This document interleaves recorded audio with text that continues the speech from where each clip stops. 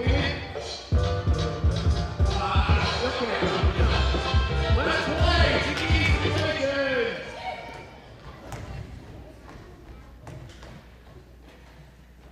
Okay, let's start with contestant number 1. Ivy. You are babysitting a cute, cuddly little baby. After the baby falls asleep, you go in to check on it. And guess what? You guessed it. He made a stinky. That's right, on number 2. Now, here are your choices. A, you can take responsibility, wake the baby up and change the diaper. Or B, you can sneak out and pretend you never noticed. Okay, time's up, Ivy. What's it gonna be? I'm gonna sneak out and pretend I didn't notice. Oh no, judges?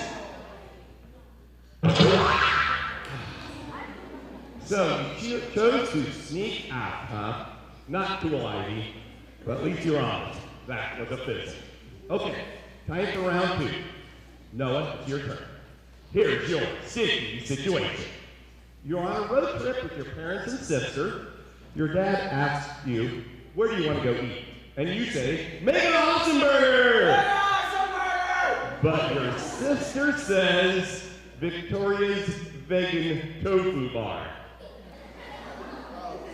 Your parents decide to go with your sister's pick. But she got to choose last time. It's totally unfair. Now, let's look at your choices. You could, A, throw a raging fit, or B, you could be thankful. Think about it, Noah. Some people in this world didn't even get to eat once today. Maybe you could be thankful for what you get. Okay, think about it. Okay, Noah, what's it gonna be? I'm gonna be thankful. Judges?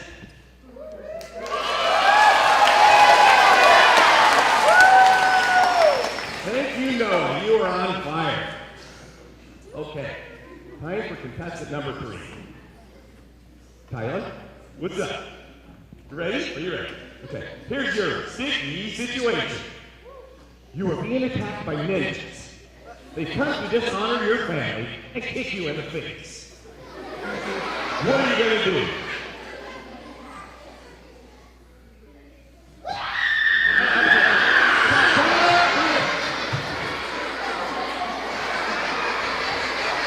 Well, it looks like we lost Tyler. I guess that's it for round number 3. Okay, let's move on to round number 4. Round number 4. This is Morgan, and this is Morgan's room. Your mom asks you to clean your room. That's it. That's your sticky situation. And here are your choices. A, say, Mom, stop bugging me. Don't worry, I'll get to it. Or B, clean your room by throwing your stuff under the bed and cramming your clothes into the closet.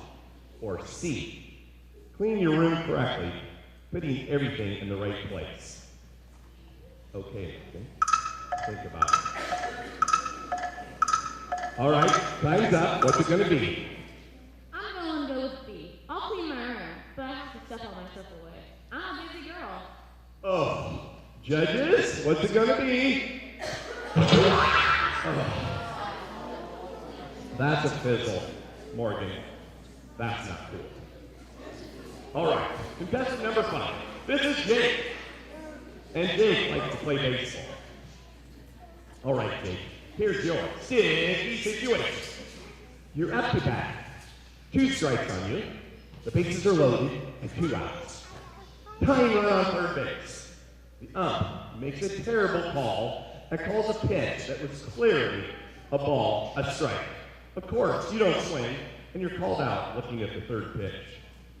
Now, here are your choices. You could A, throw your helmet down, throw your bat down, and storm back into the dugout. Or B, hustle back into the dugout, put your helmet bat away, grab your glove, and take the field.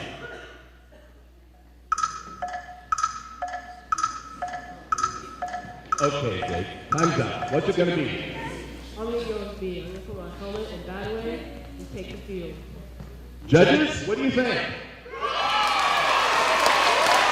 All right, good job, Jake. Get Well, that concludes this episode of Sticky Situations. Thank you, Mike, Noah, Tyler, Morgan, and Jake for being our contestants today.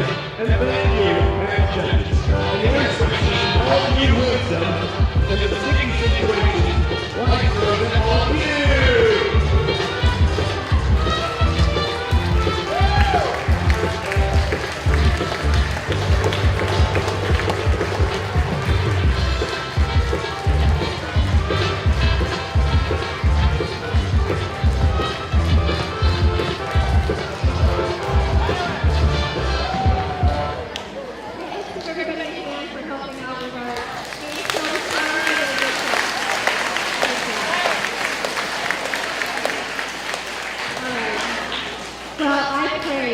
You're faced with life situations that you don't fizzle. I pray that you're on fire. And I want you to know that when I say that, I just don't mean do the right thing or be a good kid. I want you to be on fire for your Lord and Savior Jesus Christ. And I pray that you have a deep, close, personal relationship with Him. This is our last chapel for the year. And you guys are going to be taken off for the summer. Our 8th graders, you're going to be heading off to high school. We wish you well. And we have some teachers, and we have Mr. DeYoung, that they've accepted some new kingdom assignments and responsibilities.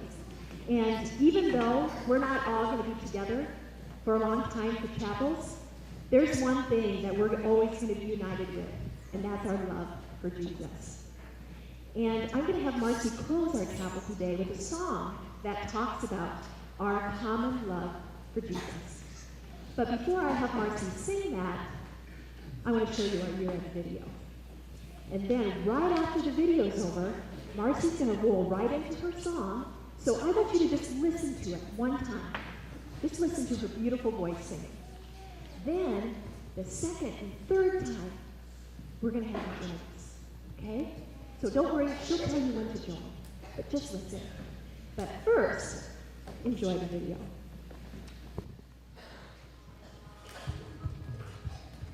Talked a lot this year about being on fire. Thank you, Mr. DeYoung, for 8 years of showing us what it looks like every single day. Your passion for learning is second to none. I think Mr. DeYoung is a really good principal because he's really nice to everyone in the hallways and he pushes us to do good academically. Oh wait, I meant well academically. He always wants us to try our hardest. He hires nice teachers. I also appreciated the positive spirit that you brought to Pella Christian Grade School. He dresses up to read us books. Nice new brown snowsuit. When Thomas saw that snowsuit, he said, "That is the ugliest thing I have ever seen in my whole life.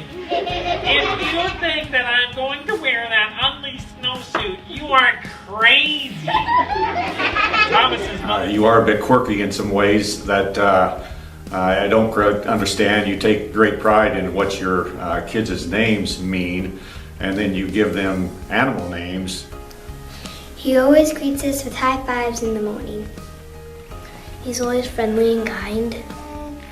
Well, sometimes when it's Tuesday, he says Happy Tuesday. Well, when kind of like you would think that most principals would be scary, like you wouldn't want to associate with them because they're the principal and the big head figure, but when Mr. DeYoung, you can kind of more just talk to him. Like your willingness to engage some of the tough things. I really appreciated your openness and you're willing to engage in dialogue about tough situations.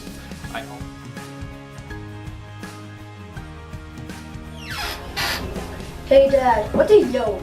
Oh yeah, Mr. DeYoung is going to the University of South Dakota. Their mascot's the Coyotes, so they say go Yotes. So Mr. Young doesn't like the Hawkeyes anymore? I guess not. Go Hawks! I don't like the idea of Mr. DeYoung being the Coyote because Hawkeyes are way better than Coyotes if you ask me. This is probably the biggest compliment I have for you is your cultivation of relationships. You cultivated relationships with students. Well, when I came to BC the first year in second grade, I had a really hard time really like changing over and meeting new people and everything. And Mr. DeYoung, he was really there for me. He would take me into his office and he would like teach me a magic trick or something and have me guess how he did it. And it really would it helped me get through the day on my bad days. And it's probably one of the most things I remember most about him to this day. Is your cultivation of relationships. You cultivated relationships with students, with parents. As a parent, we have loved and have been honored to have had you as our leader. As you move forward, I just hope you don't lose your sense of humor, because you make us all laugh, and it's been a joy to get to know you. Thank you. I appreciate that you got to know each child individually. Your cultivation of relationships. You cultivated relationships with students, with parents, with teachers. Because he cares about people and he's always super encouraging and supportive.